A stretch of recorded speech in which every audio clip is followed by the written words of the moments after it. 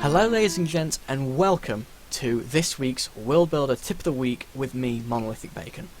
Now, my apologies in advance for being so late with this one. It has taken quite a while to get to where we are now, and it's just because I've been so busy. Work has started back up again, some things can't be helped. But what we're going to do in this one is try and make up for it by having a double feature. And this entire tutorial will be based around scar coding. Now, scar coding is very intimidating for those who don't know how to use it, myself included. I'm clueless. But Yana252 over at Kotu.org, our Lord and Master and the head of this kind of stuff, has written tutorials on some very simple scar coding stuff, but due to its format, it's not really taken off as well as it should have done. So we're doing a video to try and help push it along. Now, welcome to Ulick. Ulick is a recently released map that I've made, and it's perfect for this purpose because I want to add two sets of scar coding to it. The first one is blizzards.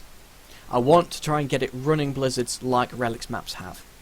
And secondly, I want it to have tech buildings unlocked from the start. That means that whenever I start the game, I can have all units available from the very first minute, and I can play my game however I want without having to tech up. This is something that's usually only reserved for campaign, but I can imagine some people out there would like to mix things up a little bit and start with everything released, which means you're going to be getting tanks on the field a lot quicker, seeing as you don't have to pay for the teching. Okay, now I have WorldBuilder open for one reason and one reason only. You don't need WorldBuilder to do it, but you do to export it. What you do need, however, is to find out where your file directory is. Now, I'm a little cheeky sod, and I have a shortcut on my desktop that takes me straight to the right folder. But if you're trying to find this yourself, you've got to go into your local disk, you've got to go into Program Files, Steam, Steam Apps, Common, Company of Heroes 2, Kotu, Data, Scenarios, MP. And this is where all of your saved files are. If you're a seasoned mapper, you should already know this already, but if you don't have this directory, you haven't been saving your files in the right place, and I don't know how you've gotten this far. But go and find the right folder for you. Now, 4-player Ulick is right there, and it should open this. This is where you'll be saving the scar file. Now, at the moment, I already have a scar file, but it has the wrong name, and it isn't actually the right file. This is 4-player Ulick ID. This is for other things, it's not important right now. What I need is a file called 4p_ulick.scar. So what I'm going to do is take you onto the code that we actually need.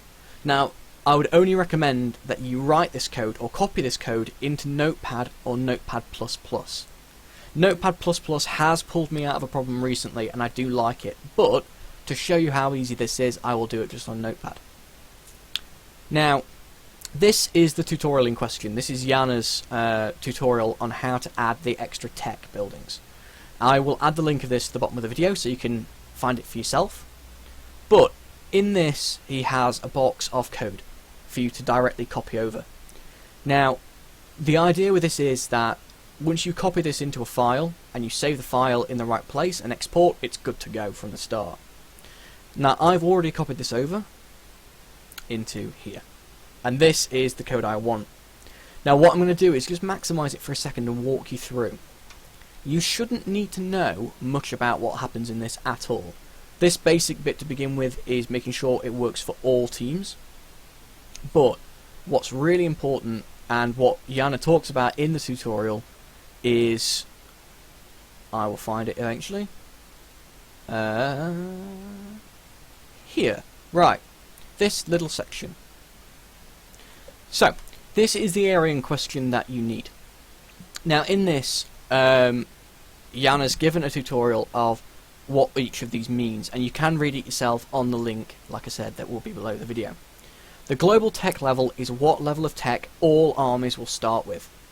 Bear in mind that there are 4 tech levels for the normal armies, so the Soviets and the Austria. The WFA subtract, which is the part below here, is how many levels it will take off the Western Front armies. So we're talking about the OKW and the American forces. The idea with that is that the Soviets and the Austria have 4 tech levels, and the WFA only technically have 3. They both start with 1 tech level already, and can only build so many after. After here, you've got setup trucks and spawn officers, again for the benefits of the OKW. The setup trucks is whether or not these trucks will spawn in a base in a cluster already, so you can't move them, or whether or not they will be spawned movable and will upgrade for free. So say I have setup trucks set to false, they will all spawn in my base and I will get to move them wherever I want, and they will set up in whatever upgrade I choose in order for free. And the spawn officers, for the benefit of the Americans, is that whenever you upgrade the American HQ, an officer spawns with the upgrade, technically speaking, for free. You can choose so that those officers don't do that. You'd have to buy them after anyway, which is redundant, but it's there for a reason. After that, apply to humans is to ensure that you choose whether or not it applies to all players, and apply to AI after that is to choose whether or not the AI get this advantage as well. Like I said, those are the only sections that you really need to change. Now, before I go on to anything else, I'm going to show you how to set up blizzards, because it's a similar process but really, really easy, and they go hand in hand. So, this was already attached to my map file, and this is something that I will also add into the description. And if you go to the kotu.org page on this video, this will already be on there as well. Now this one you do have to change yourself. This version of it will be there already, that's absolutely fine. But the most important part on this SCAR code is here. This line dictates what atmosphere settings it's going to load and what atmosphere settings it will change back to. Here, my blizzard will be MP Don River. So the relic map Don River, which has a blizzard, that's the atmosphere file I'll be using. And the one that it will go back to is here. In that order, that's all you need. It will play the blizzard through every 10 minutes, I believe, and it will use the same one over and over again. And that's it. It's as easy as it gets.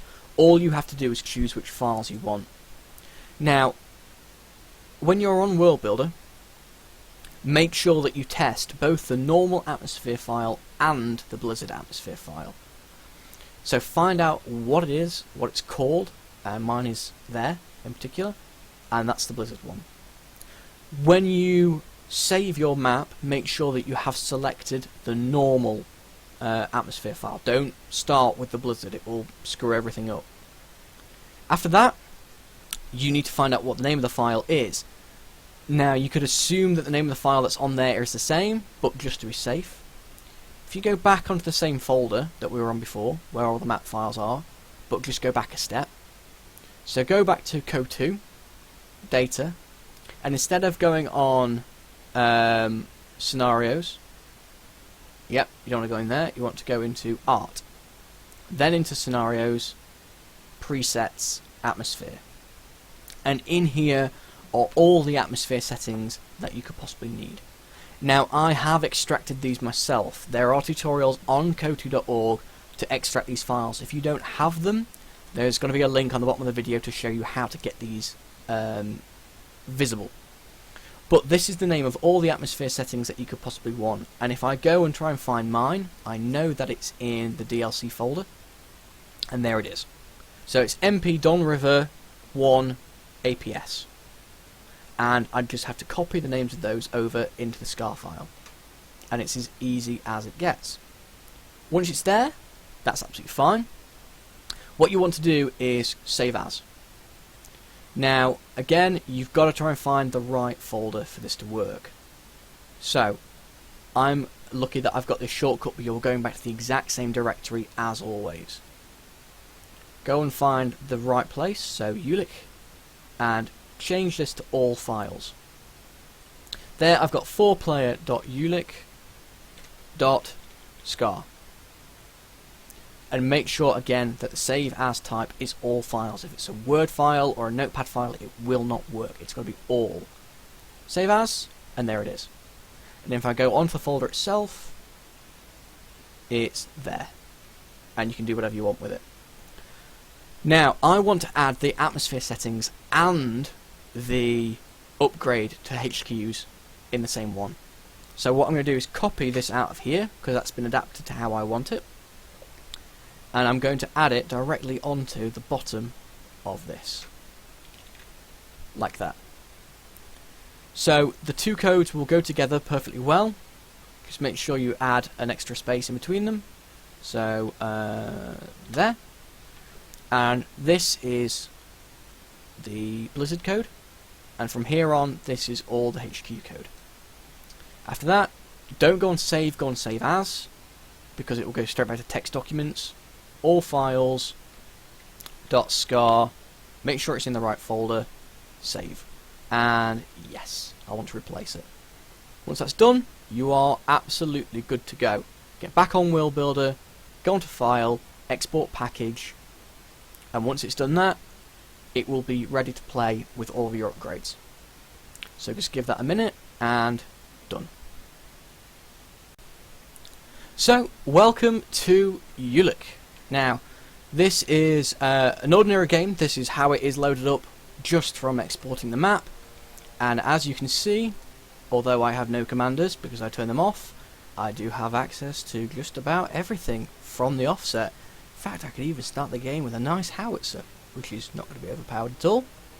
And if I grab these troops over here and move them into some deep snow, if we see the temperature markers on them, we know that we have blizzards in the map. They'll get hypothermia and they will die. So here's hoping this has worked. Go on, gents. Run along. Good lads. Deep snow. Come on. You know you want to.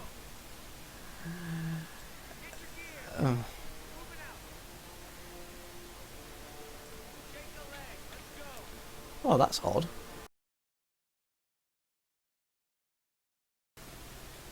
Yay! As you can see, infantry are actually suffering from cold, and yet for some reason in the rest of the map, they don't. This is nothing to do with code, unfortunately. It's not our fault either.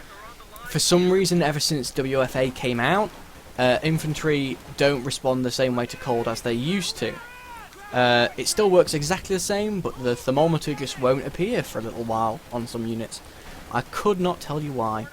For example, all of them now have thermometers except for my rear echelon troops, which is odd. But needless to say, when the blizzard appears, and I will show you what the blizzard looks like, everyone will suffer. And here we have, after 8 minutes, our very first blizzard coming onto the map. So this is hopefully everything. We've seen that you can set up your own HQ territory and your own tiers to start at whatever level you want. And although you haven't been playing this map like I have, I also happen to have an 8-minute stug, which is always a pleasure, because the AI have had the same privilege that I have.